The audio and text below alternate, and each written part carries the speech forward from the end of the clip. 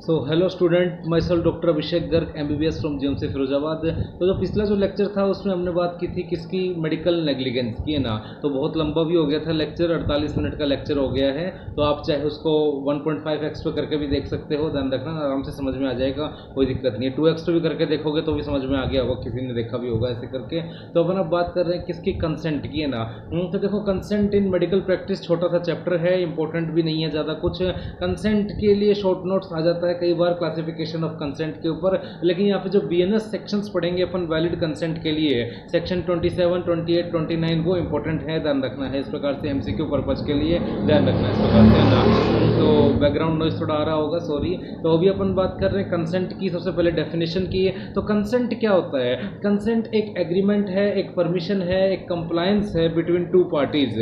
अगर हम किसी से कंसेंट ले रहे हैं तो मतलब हम उसकी परमिशन ले रहे हैं कुछ काम करने के लिए, ना।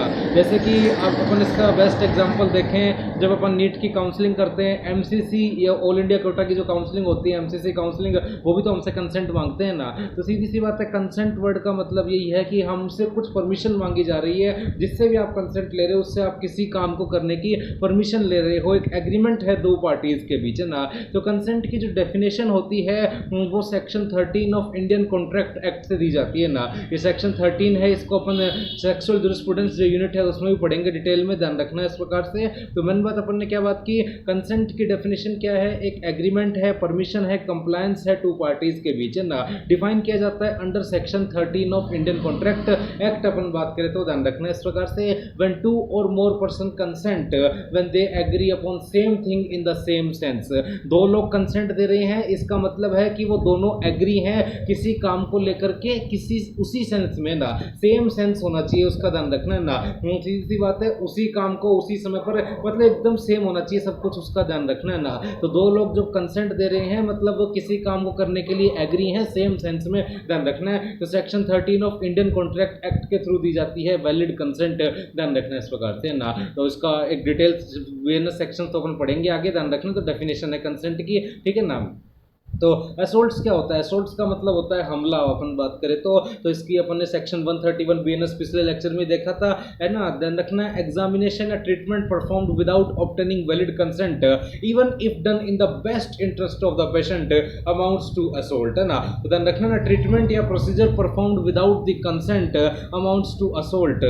तो ये अपन ने मेडिकल नेग्लिजेंस वाले चैप्टर में बात की थी, पनिशेबल होता है अंडर सेक्शन 131 BNS। ध्यान रखना है ना, डॉक्टर ने पेशेंट का इलाज कर दिया बिना उसकी कंसेंट लिए, चाहे उससे पेशेंट को फायदा ही क्यों ना हुआ हो, ध्यान रखना है वो भी हमले के समान है, यानी उसमें भी पेशेंट नेग्लिजेंस केस फाइल कर सकता है, ध्यान रखना है इस प्रकार से, है ना। तो procedure performed without the consent amounts to assault, तो ये आएगा इसमें पनिशेबल अंडर सेक्शन 131 BNS। पिछले लेक्चर में भी डिटेल में बात की थी इसकी, ध्यान रखना है। किसी ने लेक्चर नहीं देखा हो तो प्लेलिस्ट में अपलोडेड है, जाकर के देख लो आप, ध्यान रखना इस प्रकार से, है ना। तो ध्यान रखना है ना, बिना सहमति के आप काम करोगे तो ध्यान रखना है वो असोल्ट्स के समान माना जाएगा, हमले के समान माना जाएगा और पनिशेबल होगा अंडर सेक्शन 131 BNS। अब सबसे इंपॉर्टेंट है क्लासिफिकेशन ऑफ कंसेंट। तो इसमें अपन 5 क्लासिफिकेशन मतलब 5 टाइप्स देखेंगे कंसेंट के। सबसे पहला आता है इम्प्लाइड कंसेंट, फिर एक्सप्रेस्ड कंसेंट, फिर सरोगेट या प्रॉक्सी कंसेंट, फिर ओपन या जेनरिक या ब्लैंकेट कंसेंट और अथोराइज्ड कंसेंट, है ना। इसको आप अंग्रेजी के जो वोवल होते हैं AEIOU उनसे आप याद रख सकते हो, ध्यान रखना इस प्रकार से। तो A से अथोराइज्ड कंसेंट, E से एक्सप्रेस्ड कंसेंट, I से इम्प्लाइड कंसेंट, O से ओपन या जेनरिक या ब्लैंकेट कंसेंट और U मतलब सरोगेट का S हटा दो तो U हो गया ना, सरोगेट कंसेंट अपन बात करें तो सबसे पहले तो अपन नीचे से शुरू करते हैं, ऑथोराइज्ड कंसेंट, है ना। ऑथोराइज्ड कंसेंट ध्यान रखना है मैंडेटरी डायरेक्टली बाय कोर्ट और लीगल अथॉरिटीज। अपन बात करें तो सीधी सी बात है, कोर्ट ने बोल दिया, किसी लीगल अथॉरिटी ने बोल दिया तो ये कंसेंट तो मैंडेटरी हो जाती है, लेनी ही लेनी पड़ेगी या किसी को देनी ही देनी पड़ेगी, ध्यान रखना इस प्रकार से। तो ध्यान रखना ना, एक लीगल कंसेंट है, ऑथोराइज्ड कंसेंट होती है, ध्यान रखना इस प्रकार से। मैंडेटरी कंसेंट होती है by court of law and legal authorities. अपन बात करें तो ध्यान रखना ऑथोराइज्ड कंसेंट आप जस्ट याद रखो इनको, ध्यान रखना ना। ओपन या जेनरिक या blanket consent, single consent taken for all necessary future procedure and investigation at admission, invalid होती है इंडिया में, ना। तो ध्यान रखना ओपन या जेनरिक या ब्लैंकेट कंसेंट तो क्या होती है कि जब पेशेंट आपके पास भर्ती हुआ था तब आपने एक बार उससे कंसेंट ले ली, फिर उसी कंसेंट को आप मानते हुए सारे प्रोसीजर कर दोगे उसको ना। हर प्रोसीजर के लिए अलग से कंसेंट लेने की जरूरत नहीं होती है ना। एक ही बार आपने कंसेंट ले ली पेशेंट से, कब ली वो, at the time of admission, तो अब उसी कंसेंट को मान करके आप सारे प्रोसीजर कर दोगे। आप ये मान लोगे कि पेशेंट हर प्रोसीजर के लिए कंसेंट दे रहा है ना, बार बार कंसेंट नहीं ली जाती इसमें, तो ध्यान रखना ये इनवैलिड है इंडिया में अलाउड नहीं होती। इंडिया में हर प्रोसीजर के लिए अलग से कंसेंट लेनी पड़ेगी पेशेंट को, ध्यान रखना है इस प्रकार से पेशेंट से, ठीक है ना। तो अपन बात कर रहे हैं सरोगेट या प्रॉक्सी कंसेंट। कंसेंट प्रॉक्सी आपसे बेहतर कौन जानता होगा, मेडिकल कॉलेज के स्टूडेंट से बेहतर कौन जानता है प्रॉक्सी वर्ड का मतलब, ठीक है ना। तो ध्यान रखना है प्रॉक्सी का मतलब है आपकी जगह कोई दूसरा ना। आप बोलते हो किसी दोस्त को प्रॉक्सी लगा देना मेरी, तो ध्यान रखना है इसका मतलब आपकी जगह वो अटेंडेंस लगा रहा है ना। तो प्रॉक्सी वर्ड का मतलब आपकी जगह कोई दूसरा जब काम कर दे। सरोगेट वर्ड का भी मतलब यही होता है जब कोई वुमेन प्रेग्नेंट नहीं हो सकती, मतलब वोम्ब को धारण नहीं कर सकती, गर्भ धारण नहीं कर सकती है, तो वो अपना बच्चा किसी दूसरे के गर्भ में डलवा देती है। ध्यान रखना मतलब वो पढ़ेंगे अपन सरोगेट मदर ना, वो सेक्सुअल जूरिस्प्रूडेंस यूनिट में। तो सीधी सी बात है आपकी जगह कोई दूसरा आपके बच्चे को गर्भ में धारण कर रहा है ना। तो सीधी सी बात है सरोगेट या प्रॉक्सी वर्ड का मतलब ही क्या होता है, आपकी जगह कोई दूसरा काम कर रहा है, सीधी सी बात ये है। तो कंसेंट भी आपकी जगह कोई दूसरा ही दे दे ना। तो consent given by someone other than patient है ना। और legal guardians for minors, mentally ill या इंटॉक्सिकेटेड पर्सन, इन्हीं में एलिजिबल है ये कंसेंट है ना। जब पेशेंट के अलावा कोई दूसरा व्यक्ति कंसेंट दे दे तो उसे कहेंगे सरोगेट या प्रॉक्सी कंसेंट। तो वो कब कब अलाउड होती है, जब या तो माइनर का केस हो ना, तो उसके गार्जियंस देंगे ना, मेंटली इल पर्सन हो, इंटॉक्सिकेटेड पर्सन हो, नशे में हो पर्सन, अभी कंसेंट देने की हालत में नहीं है। इमरजेंसी ट्रॉमा जाओगे जब पोस्टिंग्स लगेंगी आपकी, तो उसमें देखोगे ऐसे ऐसे पेशेंट्स आते हैं वो बोलने की हालत में ही नहीं होते, बिल्कुल एकदम चढ़ी हुई होती है उनको, या फिर कोई ड्रग लिए हुए आते हैं, जहर खाए हुए पेशेंट्स आते हैं। पॉइजनिंग केस अपन पढ़ेंगे डिटेल में जब चैप्टर पढ़ेंगे पॉइजन वाला, तो वो कंसेंट देने की हालत में नहीं होते, तो उनके गार्जियन से, पेरेंट्स से, उनसे ही कंसेंट ली जाती है ना। तो इसलिए तो बहुत चीज़ देखोगे आप सरोगेट या प्रॉक्सी कंसेंट, तो ध्यान रखना इस प्रकार से ना। फिर आता है एक्सप्रेस्ड कंसेंट। एक्सप्रेस्ड कंसेंट मतलब वर्बल या रिटन कंसेंट, जो बोल करके बताई गई है या फिर लिख करके ली गई है, ध्यान रखना है। Should be obtained in a presence of witness, specially for MLC, medico legal certificate या मेडिको लीगल पर्पसेज जब होते हैं ना, तब ये कंसेंट ली जाती है। बेस्ट फॉर्म होता है इसका written informed consent. Patient provide complete information regarding procedure, risk, alternative and retain rights to refuse. सीधी सी बात है एक्सप्रेस्ड कंसेंट का मतलब क्या है, ये बोल व्यक्त की हुई कंसेंट है ना, बोल करके या फिर लिख करके बताई हुई कंसेंट होती है। और कब ली जाती है ये, obtain in the presence of witness, कोई एक सबूत होता है उसके प्रेजेंस में ली जाती है ना। पता चले आपने पेशेंट से कंसेंट ले ली, बाद में जो है पेशेंट ने मना कर दिया कोर्ट में, अगर नेग्लिजेंस केस उसने फाइल कर दिया आपके खिलाफ, तो कोर्ट में उसने कह दिया मैंने तो कंसेंट दी नहीं थी ना। इसलिए एक विटनेस आप मौजूद रखते हो वहां पे जो ये बता सके कि पेशेंट ने मेरे सामने डॉक्टर को कंसेंट दी है, ध्यान रखना इस प्रकार से ना। तो मेडिको लीगल पर्पसेज में कोई रेप विक्टिम की आप एग्जामिनेशन कर रहे हो, तो वहां पे तो बहुत ज्यादा मैंडेटरी हो जाती है ये कंसेंट, ध्यान रखना इस प्रकार से। तो पेशेंट के पास सबसे पहले जो भी आप करने वाले हो पेशेंट के साथ प्रोसीजर जो है उसकी रिस्क क्या है, अल्टरनेटिव और क्या हो सकते हैं, उसके अलावा ध्यान रखना है ना। और उसके पास ये अधिकार भी होता है कि वो मना कर सके ना। तो प्रोसीजर, उसकी रिस्क, उसके अल्टरनेटिव फॉर्म्स, ये सब पता होने चाहिए पेशेंट को, और पेशेंट का ये अधिकार है वो मना कर सकता है ट्रीटमेंट लेने से, है ना। तो अगर ये सारी बातें पेशेंट को पता है, वो एग्री है ट्रीटमेंट देने के लिए, तो आप कंसेंट लोगे। और इसमें भी बेस्ट कंसेंट होती है रिटर्न कंसेंट, है ना, ताकि बाद में पेशेंट बदल ना जाए अपने बयान से कि मैंने कंसेंट दी थी, ध्यान रखना इस प्रकार से। रिटर्न कंसेंट होगी, पेशेंट के सिग्नेचर होंगे, तो ध्यान रखना है फिर तो आपके पास एक प्रॉपर सबूत हो गया कि कंसेंट है अपने पास पेशेंट के नाम। तो ये एक्सप्रेस्ड कंसेंट हो गया। इम्प्लाइड कंसेंट में क्या होता है, एक्सप्रेस्ड थ्रू जेस्टर या बॉडी लैंग्वेज, है ना। तो बॉडी लैंग्वेज के थ्रू, इशारों के थ्रू कंसेंट दी जाती है, ये ध्यान रखना इस प्रकार से। Patient sitting on examination table और offering arm for blood pressure management, अपन बात करें तो ध्यान रखना इस प्रकार से। ब्लड प्रेशर मैनेजमेंट के लिए आप जो है कंसेंट ले रहे हो, पेशेंट की एग्जामिनेशन करने के लिए कंसेंट ले रहे हो, तो इशारों के थ्रू जब कंसेंट दे दे, बॉडी लैंग्वेज के थ्रू कंसेंट दे दे पेशेंट, तो वो है इम्प्लाइड कंसेंट, है ना। तो कंसेंट के 5 टाइप अपन ने बोले, AEIOU ऑथोराइज्ड कंसेंट, ओपन या जेनेरिक या ब्लैंकेट कंसेंट, सरोगेट या प्रॉक्सी कंसेंट, एक्सप्रेस्ड कंसेंट और इम्प्लाइड कंसेंट, है ना। ऑथोराइज्ड कंसेंट क्या था, मैंडेटरी कंसेंट है बाय कोर्ट ऑफ लॉ या लीगल अथॉरिटीज।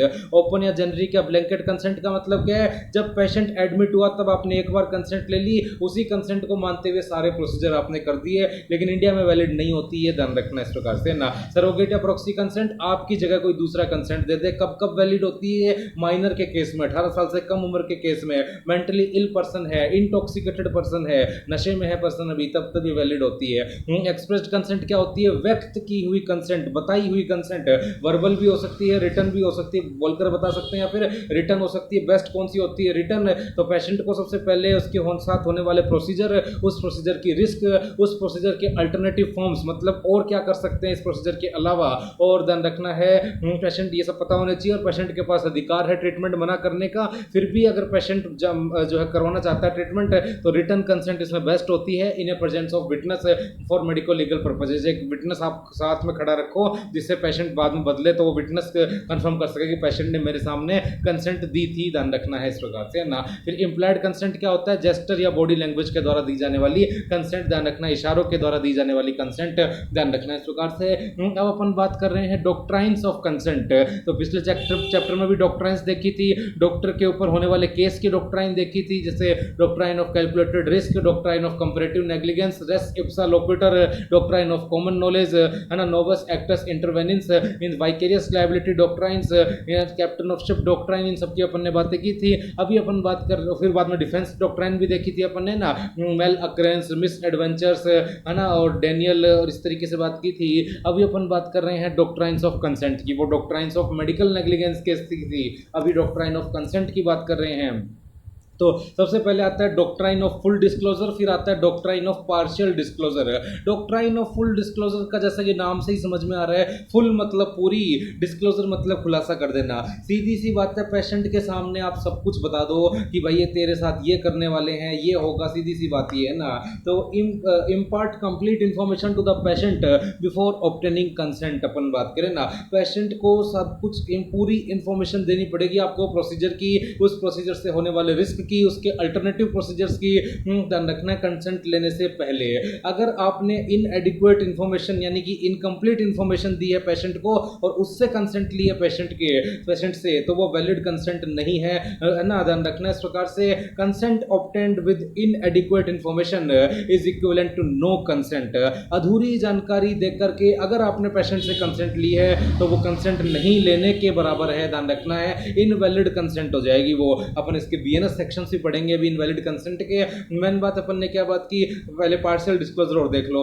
पार्शियल डिस्क्लोजर में ये है, पेशेंट को पूरी जानकारी नहीं दी जाती किसी भी ट्रीटमेंट से, जो ऑपरेशन या फिर प्रोसीजर की, उसको थोड़ी बहुत जानकारी देते हैं क्योंकि इससे पेशेंट को फायदा होता है, और पूरी जानकारी उसके घर वालों को, गार्जियन को, इनको दे दी जाती है, उससे कंसेंट ली जाती है ना। मेन बात मैंने क्या बात की कि दो अपन डॉक्ट्राइन्स पढ़ रहे हैं, doctrine of full disclosure and doctrine of partial disclosure है। डॉक्ट्राइन ऑफ पार्शियल डिस्क्लोजर को थेरेप्यूटिक प्रिविलेज भी कहते हैं। प्रिविलेज वर्ड का मतलब होता है सुविधा, विशेष अधिकार अपन बात करें तो ना। तो पेशेंट के विशेष अधिकार अपन अभी देखेंगे। मेन बात अपन ने क्या बात की, डॉक्ट्राइन ऑफ फुल डिस्क्लोजर में क्या है, पेशेंट को आपने उसके साथ करने वाले प्रोसीजर, ट्रीटमेंट, उसके रिस्क, उसके अल्टरनेटिव फॉर्म, उन सब की पूरी जानकारी दे दी। उस पूरी जानकारी देकर के आपने पेशेंट से कंसेंट ली है तो वो वैलिड कंसेंट है। अगर बिना पूरी जानकारी के आपने कंसेंट ले ली तो वो इनवैलिड कंसेंट है, नो कंसेंट, कंसेंट नहीं लेने के बराबर है वो ना। तो ये हो गया फुल डिस्क्लोजर। पार्शियल डिस्क्लोजर में क्या होता है, पेशेंट को आपने ट्रीटमेंट की, प्रोसीजर की पूरी जानकारी न दे करके कुछ कुछ जानकारी ही दी है क्योंकि इससे पेशेंट को फायदा है ना। कुछ अपन पढ़ेंगे भी के केस ऐसे जिसमें पेशेंट को फायदा होता है, पूरी जानकारी नहीं दी जाती। हाँ, लेकिन पूरी जानकारी आपको उसके गार्जियन को, पेरेंट्स को, इनको मस्ट देनी ही देनी पड़ेगी और उससे फिर अपन कंसेंट ले लेंगे पेशेंट से। ध्यान रखना है इस प्रकार से ना। तो full disclosure and partial disclosure ध्यान रखना है। अब अपन बात कर रहे हैं किसकी, डॉक्ट्राइन ऑफ इन्फॉर्म्ड रिफ्यूजल है। इन्फॉर्म्ड रिफ्यूजल जैसा कि नाम से ही समझ में आ रहा है, पेशेंट के पास ट्रीटमेंट की, उसके रिस्क की, सबकी पूरी इन्फॉर्मेशन आ गई है। अब अपन बात करें तो उसके पास ये अधिकार है कि वो रिफ्यूज कर सकता है जब उसको पूरी रिस्क पता चली तो ध्यान रखना इस प्रकार से, patient must be officially documented along with patient signature. ध्यान रखना इस प्रकार से, लामा का एक नाम सुना होगा आपने, लीव अगेंस्ट मेडिकल एडवाइस। ध्यान रखना इस प्रकार से, नहीं सुना तो सुनोगे इंटर्नशिप में जाओगे जब। तो लामा में क्या होता है कि लीव अगेंस्ट मेडिकल एडवाइस, कुछ पेशेंट्स या पेशेंट के घर वाले अपने पेशेंट को ले जाते हैं बिना डॉक्टर की सलाह माने, है ना, तो उसे लामा कहते हैं। उसमें आपकी कोई जिम्मेदारी नहीं होती है ना, अगर वो पेशेंट के घर वाले आपकी सलाह के बिना चले गए हैं तो ना, तो आपकी कोई जिम्मेदारी नहीं है, पेशेंट के साथ कुछ भी हो जाए तो वो ना। लेकिन डॉक्ट्राइन ऑफ इन्फॉर्म्ड रिफ्यूजल में क्या होता है, पेशेंट को आपने कंप्लीट जानकारी दे दी प्रोसीजर की, ट्रीटमेंट की, उसको रिस्क के बारे में बता दिया कि ये रिस्क हो सकते हैं इस ट्रीटमेंट में। अब पेशेंट का ये अधिकार है कि वो मना कर सकता है ट्रीटमेंट लेने से। तो ध्यान रखना है, जब वो मना करेगा तो उसके सिग्नेचर करवा लेने होते हैं डॉक्टर को एक डॉक्यूमेंट पे कि पेशेंट ने मना कर दिया है, इस प्रकार से, है ना। अब अपन बात कर रहे हैं डॉक्ट्राइन ऑफ एक्सटेंडेड कंसेंट। अपन बात करें तो डॉक्ट्राइन ऑफ एक्सटेंडेड कंसेंट में ये होता है, एक बार कंसेंट ली है उसको अनोदर प्रोसीजर के लिए मान लिया जाता है, लेकिन ओनली सिर्फ लाइफ सेविंग प्रोसीजर्स अपन बात करें तो valid only in emergency situations. एक बार आपने पेशेंट से कंसेंट ली, उसी कंसेंट को दूसरे प्रोसीजर के लिए मान लिया। जैसा कि मैंने बताया भी था, कौन सी कंसेंट थी वो कंसेंट थी आपकी दैट इज ओपन या जेनरिक या ब्लैंकेट कंसेंट थी, है ना। तो ओपन या जेनरिक या ब्लैंकेट कंसेंट में क्या था, एक बार कंसेंट ली उसको सारे प्रोसीजर के लिए मान लिया जाता है ना, लेकिन ये चीज इंडिया में वैलिड नहीं होती। ध्यान रखना, ये चीज इंडिया में कब वैलिड है, जब इमरजेंसी सिचुएशन हो, अपन बात करें तो ना। अभी अपन डॉक्ट्राइन ऑफ इमरजेंसी भी देखेंगे। डॉक्ट्राइन ऑफ एक्सटेंडेड का मतलब बढ़ा देना, उसी कंसेंट को अगले प्रोसीजर के लिए भी मान लिया जाता है, लेकिन सिर्फ लाइफ सेविंग सिचुएशन में होनी चाहिए ये कंडीशन। इमरजेंसी सिचुएशन में पेशेंट की जान को खतरा था, आपके पास इतना समय नहीं है, आप पेशेंट के घर वालों का इंतजार करो कंसेंट लेने के लिए। तो ध्यान रखना इस प्रकार से, उसमें आपने पहले जो पेशेंट से कंसेंट ली थी या कंसेंट नहीं भी ली थी तो भी आप प्रोसीजर कर सकते हो ना। अगर आपने पहले किसी प्रोसीजर के लिए पेशेंट से कंसेंट ली है और अब पेशेंट की लाइफ सेविंग सिचुएशन आ गई है, इमरजेंसी सिचुएशन आ गई है, तो अब आपको कंसेंट लेने की आवश्यकता नहीं है, उसी कंसेंट को आप लाइफ सेविंग सिचुएशन के लिए भी कंसेंट मान सकते हो। ये है डॉक्ट्राइन ऑफ एक्सटेंडेड कंसेंट। और अगर आपने कंसेंट ली ही नहीं थी पेशेंट से, लेकिन अब लाइफ सेविंग इमरजेंसी सिचुएशन है, तो कंसेंट लेने की कोई जरूरत नहीं है। ये है doctrine of emergency, covered under section 30 BNS. ध्यान रखना है इस प्रकार से। तो मैंने अपन ने बात की डॉक्ट्राइन ऑफ एक्सटेंडेड कंसेंट का मतलब, एक बार कंसेंट ली थी उसको अगले प्रोसीजर के लिए वैलिड मान लिया जाएगा अगर लाइफ सेविंग सिचुएशन या इमरजेंसी कंडीशन है तो। और डॉक्ट्राइन ऑफ इमरजेंसी क्या है, अगर लाइफ सेविंग सिचुएशन है, कंसेंट लेने का टाइम ही नहीं है, गार्जियन का आप इंतजार कर ही नहीं सकते, गार्जियन पेरेंट्स का, तो अब जो है बिना कंसेंट के भी आप ट्रीटमेंट दे सकते हो। ये है कवर अंडर सेक्शन 30 बीएनएस। तो बिना कंसेंट के भी ट्रीटमेंट दे सकते हैं, सेक्शन 30 बीएनएस के अंदर ये कवर होती है। ध्यान रखना है इस प्रकार से ना। फिर आता है doctrine of therapeutic waiver. Doctrine of therapeutic waiver में क्या होता है, patient waive their rights to consent. रोगी अपनी सहमति देने के अधिकार का त्याग करता है ना। सिनेरियो होता है where patient voluntary waves their right to give consent और receive detailed medical information prior to treatment. सीधी सी बात है, ट्रीटमेंट से पहले उसने सारी मेडिकल इंफॉर्मेशन प्राप्त कर ली पेशेंट ने, अब वो कंसेंट दे ना दे ये उसकी इच्छा है। ध्यान ही रखना है इस प्रकार से ना। तो कंसेंट ना दे, नहीं भी दे, वो अपन बात करें तो ध्यान रखना है इस प्रकार से। तो मैंने बात अपन ने क्या बात की, पहले ट्रीटमेंट से पहले उसने सारी मेडिकल इंफॉर्मेशन प्राप्त कर ली, अब वो कंसेंट दे ना दे ये रोगी की इच्छा है, पेशेंट के ऊपर है वो ना। Voluntary waves their right to give consent, अपने सहमति देने के, कंसेंट देने के अधिकार का त्याग करता है रोगी। सीधी सी बात है, प्रोसीजर से या ट्रीटमेंट से पहले की इंफॉर्मेशन को पता चल गई, अब वो कंसेंट दे ना दे ये उसकी इच्छा है। ध्यान ही रखना इस प्रकार से ना। ये है डॉक्ट्राइन ऑफ थेरेप्यूटिक वेवर, याद रख लो, जस्ट सीधा कुछ काम का नहीं है खास इतना। मैंने अपन बात करेंगे डॉक्ट्राइन ऑफ लोकोपेरेंटिस।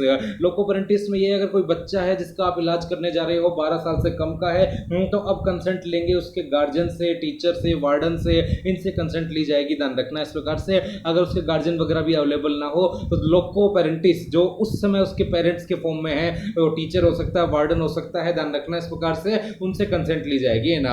कोई 12 साल से कम उम्र का बच्चा है, उसका आप इलाज करने जा रहे हो, तो अब कंसेंट बच्चे की तो ले नहीं सकते, माइनर है वो तो उसके गार्जियन या पेरेंट्स की ली जाएगी। गार्जियन पेरेंट्स भी अनअवेलेबल है, ध्यान रखना इस प्रकार से। तो अब किसकी लेंगे कंसेंट, जो अथॉरिटी है जो उस समय अवेलेबल है, चाहे उसका टीचर हो, वार्डन हो, उनसे कंसेंट ली जाएगी। जो लोकल अभी उसके पेरेंट्स के फॉर्म में है एक तरीके से, उनसे कंसेंट ली जाएगी। ध्यान रखना इस प्रकार से, है ना। तो अब अपन बात कर रहे हैं validity of consent and age criteria.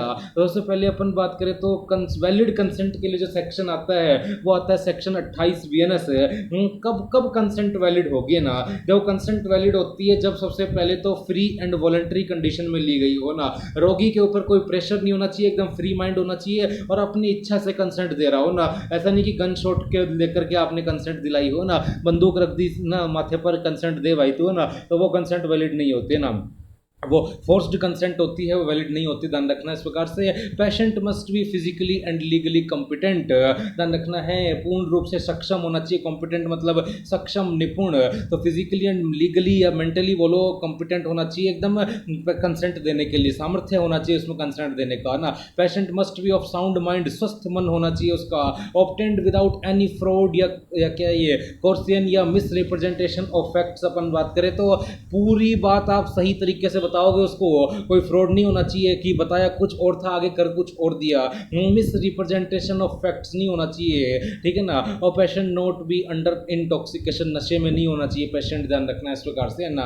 तो अपन बात कर रहे हैं वैलिडिटी ऑफ कंसेंट की कि कब कब कंसेंट वैलिड होगी। सेक्शन 28 बीएनएस आता है यहाँ पे, तो ध्यान रखना है पेशेंट जो है फ्री एंड वॉलंटरी होना चाहिए, स्वस्थ मन से होना चाहिए, मतलब साउंड माइंड होना चाहिए उसका, नशे में नहीं होना चाहिए, इंटॉक्सिकेटेड नहीं होना चाहिए, ठीक है ना, और उसके ऊपर कोई दबाव ना डाला जाए, ठीक है ना, फोर्स्ड कंसेंट नहीं लेनी चाहिए, कोई फ्रॉड या मिस रिप्रेजेंटेशन ऑफ फैक्ट्स नहीं होना चाहिए। इस प्रकार से फिजिकली एंड मेंटली कॉम्पिटेंट होना चाहिए कंसेंट देने के लिए, वो ना। तो ये 5-6 क्राइटेरिया होते हैं वैलिड कंसेंट के लिए, सेक्शन 28 बीएनएस, है ना। मिनिमम एज क्राइटेरिया कि यहाँ पे आता है, ध्यान रखना इस प्रकार से। तो मिनिमम एज क्राइटेरिया अगर मेजर प्रोसीजर कर रहे हो ना तो 18 साल होता है कंसेंट देने के लिए, लेकिन अगर कोई माइनर प्रोसीजर है, कोई जनरल फिजिकल एग्जामिनेशन है, तो मिनिमम एज क्राइटेरिया होता है 12 साल, और अगर 12 साल से भी कम है बच्चा तो गार्जियन की कंसेंट ली जाएगी। ये है सेक्शन 27 बीएनएस, है ना। तो कंसेंट लेने का मिनिमम एज क्राइटेरिया, कोई आप मेजर प्रोसीजर कर रहे हो, कोई सर्जरी वगैरह कर रहे हो तो 18 साल, कोई जनरल फिजिकल एग्जामिनेशन कर रहे हो तो 12 साल, और अगर 12 साल से भी कम उम्र का बच्चा है तो गार्जियन की, पेरेंट्स की कंसेंट ली जाएगी, और इसको कहते हैं सेक्शन 27 बीएनएस। 12 साल से कम उम्र के बच्चे में गार्जियन की कंसेंट वैलिड कंसेंट मानी जाती है, सेक्शन 27 बीएनएस। अब ये जो है इसको अपन डिटेल में और पढ़ेंगे सेक्सुअल ऑफेंस रेप वाले चैप्टर में। अभी अपन बात कर रहे हैं सेक्सुअल, अभी जस्ट देख लो इसको, सेक्सुअल असॉल्ट या रेप केस एग्जामिनेशन रूल। तो देखो एक्यूज्ड और विक्टिम क्या होते हैं तो पता ही होगा। एक्यूज्ड मतलब अपराधी और विक्टिम मतलब जिसके साथ अपराध हुआ है, इस प्रकार से, है ना। तो मैंने बात अपन ने क्या बात की, मेडिकल लीगल एग्जामिनेशन अपन देख रहे हैं सेक्सुअल असॉल्ट या रेप केस में, है ना। तो रेप केस है आपके सामने, तो इसमें अपन बात करेंगे विक्टिम जिसका रेप हुआ है, तो उसमें कंसेंट जो होती है, भी आप विक्टिम का एग्जामिनेशन करोगे, आप फोरेंसिक डॉक्टर हो तो आप विक्टिम का एग्जामिनेशन तो करोगे ना कि आपके साथ सच में रेप हुआ है कि नहीं हुआ। कैसे करते हैं एग्जामिनेशन, वो अपन फोरेंसिक वो मतलब रेप वाले चैप्टर में देखेंगे। सेक्सुअल ऑफेंस वाले चैप्टर में सेफ किट आती है वहां पे ना, sexually assault forensic examination kit वो आती है वहां पे, उससे करते हैं एग्जामिनेशन, ओपन बाद में देखेंगे। सीधी सी बात है, विक्टिम का एग्जामिनेशन आपको करना है, रेप विक्टिम है उसका एग्जामिनेशन आपको करना है, तो उसकी कंसेंट मैंडेटरी है, लेनी ही लेनी पड़ेगी। सेक्शन 184 बीएनएसएस, क्योंकि प्रोसीजर है, ये एक प्रोसीजर है इसलिए बीएनएसएस आया है यहाँ पे, ध्यान रखना है ना। तो कंसेंट जो है रेप विक्टिम की लेनी पड़ेगी, सेक्शन 184 बीएनएसएस आता है। लेकिन अक्यूज्ड जो होता है उसकी कंसेंट लेना मैंडेटरी नहीं होता, और जो रीजनेबल फोर्स है वो भी आप लगा सकते हो ना। अगर अक्यूज्ड एग्जामिनेशन नहीं देना चाहता अपना तो reasonable force should be applied, तो इसमें आता है सेक्शन 52 बीएनएसएस, ध्यान रखना इस प्रकार से ना। तो ध्यान रखना है, अगर विक्टिम ने कंसेंट देने से मना कर दिया तो इसको डॉक्यूमेंटेड कर लिया जाएगा कि विक्टिम ने कंसेंट देने से मना कर दिया है, कोई फोर्स्ड एग्जामिनेशन नहीं किया जाएगा ना। तो मैंने बात अपन ने क्या बात की, रेप की केस की अपन बात कर रहे हैं, जिसका रेप हुआ है विक्टिम, जिसने रेप किया है, मतलब जिस पर ऊपर आरोप है रेप करने का ना, किया नहीं किया वो तो अपन बताएंगे एग्जामिनेशन करके, जिसके ऊपर आरोप है रेप करने का वो एक्यूज्ड है ना। तो जिसने बोला है कि मेरा रेप हुआ है वो रेप विक्टिम, उसकी कंसेंट लेना मैंडेटरी है उसके जनरल फिजिकल एग्जामिनेशन के लिए, तो वो बीएनएसएस आता है इसमें 184 बीएनएसएस। और अगर विक्टिम मना कर दे कंसेंट देने से तो उसको डॉक्यूमेंट में लिख लिया जाएगा कि इसने जो है कंसेंट देने से मना कर दिया ना, कोई भी फोर्स्ड एग्जामिनेशन नहीं करेंगे ना। लेकिन एक्यूज्ड ने अगर कंसेंट देने से मना कर दिया तो फोर्स्ड एग्जामिनेशन किया जाएगा, सेक्शन 52 बीएनएसएस, ध्यान रखना इस प्रकार से, है ना। तो जो भी रीजनेबल फोर्स है मेडिकल ऑफिसर वो अप्लाई कर सकता है पुलिस की हेल्प से, ध्यान रखना इस प्रकार से। तो सेक्शन 184 बीएनएसएस रेप विक्टिम के एग्जामिनेशन के लिए, और सेक्शन 52 बीएनएसएस रेप एक्यूज्ड के एग्जामिनेशन के लिए, ध्यान रखना इस प्रकार से नाम। फिर एमटीपी एक्ट आता है, यहाँ पे ध्यान रखना इस प्रकार से, एमसीक्यू अगले लेक्चर में देखेंगे। एमटीपी एक्ट तो क्या कहता है, मैंडेटरी कंसेंट होती है फ्रॉम प्रेग्नेंट वुमेन के लिए ना। सबसे पहले तो ऑटोप्सी कंसेंट रिक्वायरमेंट, तो ध्यान रखना है ऑथोराइजेशन इन्वेस्टिगेटिंग ऑफिसर, छोड़ो इसको। नीचे देखो medical termination of pregnancy, MTP. तो एमटीपी के लिए कंसेंट के क्या रूल्स होते हैं वो अपन देख रहे हैं। तो देखो मैंडेटरी कंसेंट ली जाती है फ्रॉम द प्रेग्नेंट वुमेन, है ना। अगर कोई फीमेल अपना गर्भपात करवाना चाहती है, अबॉर्शन करवाना चाहती है, लेकिन अकॉर्डिंग टू एमटीपी एक्ट होना चाहिए वो। अगर अकॉर्डिंग टू एमटीपी एक्ट नहीं है वो तो क्रिमिनल अबॉर्शन हो जाएगा फिर, है ना। वो तो कर ही नहीं सकता डॉक्टर, उसके खिलाफ क्रिमिनल नेग्लिजेंस केस फाइल हो जाएगा। पिछले लेक्चर में पढ़ा था, ध्यान रखना इस प्रकार से। लेकिन अकॉर्डिंग टू एमटीपी एक्ट है तो सबसे पहले उसमें क्या करना पड़ेगा, डॉक्टर को मैंडेटरी कंसेंट लेनी पड़ेगी प्रेग्नेंट वुमेन से, है ना। अगर मान लो और वो वुमेन की एज कितनी होनी चाहिए, 18 साल, है ना। अगर मान लो वुमेन की एज 18 साल से कम है, माइनर कंडीशन है या फिर मेंटली इल है, तो जो गार्जियंस होते हैं, पेरेंट्स होते हैं, उनकी कंसेंट ली जाएगी। ध्यान रखना husband consent not required for MTP act, तो ध्यान रखना हस्बैंड कंसेंट रिक्वायर्ड नहीं होती एमटीपी एक्ट के लिए। तो मेन बात अपन ने क्या बात की इस प्रकार से कि एमटीपी एक्ट के अकॉर्डिंग कोई फीमेल अपना अबॉर्शन करवाना चाहती है, तो सबसे पहले तो अगर फीमेल की एज 18 साल से ज़्यादा है और वो नॉर्मल फीमेल है, मतलब कोई मेंटली इल नहीं है, तो उसकी कंसेंट ले ली जाएगी, मैंडेटरी होती, लेनी पड़ेगी ना। अगर फीमेल की एज 18 साल से कम है या मेंटली इल कंडीशन है तो भी कंसेंट तो मैंडेटरी है, लीगल गार्जियंस की लेनी पड़ेगी। Husband consents not required in the MTP case, ध्यान ही रखना है इस प्रकार से, है ना। तो अब अपन बात कर रहे हैं बीएनएस सेक्शन की। तो बीएनएस सेक्शन 26, 27, 28 और 29 भी था क्या, 30 तो था ही इस प्रकार से। तो 29 तो नहीं था शायद, है ना। सबसे पहले सेक्शन 26 बीएनएस है। सेक्शन 26 बीएनएस क्या कहता है, act not intended to cause death done by consents for patients benefit not an offence.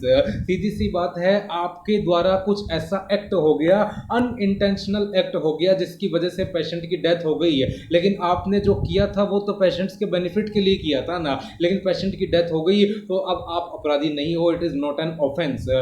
Section 27 BNS क्या कहता है, act done in good faith या for benefit of child person of unsound mind by guardians consent. अपन बात करें तो सीधी सी बात अपन ने क्या बात की, सेक्शन 26, 27, 28, 29 एक बार देख लेना है कि नहीं है, तो है ही, मतलब किस चीज का है वो। और सेक्शन 30 बीएनएस, है ना।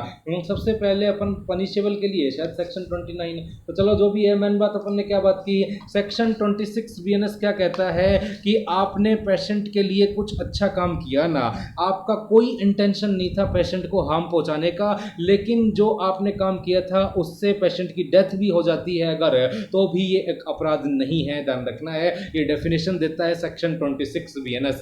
सेक्शन 27 बीएनएस ये कहता है, अगर 12 साल से कम उम्र के बच्चे का आपने इलाज कर दिया गार्जियन कंसेंट लेकर के, और 12 साल से कम उम्र का बच्चा था या फिर अनसाउंड माइंड का पर्सन था कोई भी ना, 12 साल से ज़्यादा भी था लेकिन अनसाउंड माइंड था, मेंटली इल कंडीशन था, तो गार्जियन की कंसेंट लेकर के आपने उसके अच्छा के लिए इलाज कर दिया, तो ये भी एक अपराध नहीं है ना।